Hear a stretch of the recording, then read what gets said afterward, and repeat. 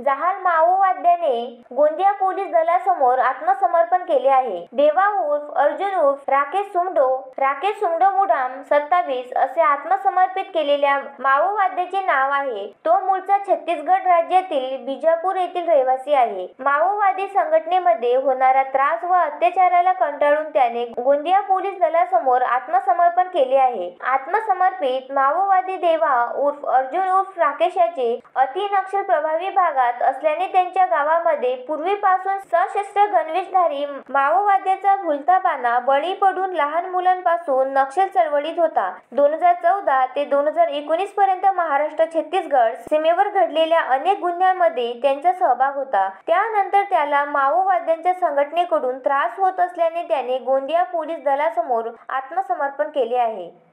Sunil Kawale, the sting operation news, Gondia. The sting operation news, सत्याचे दुसरे नाव, अन्यायावर लेखणीचा घाव।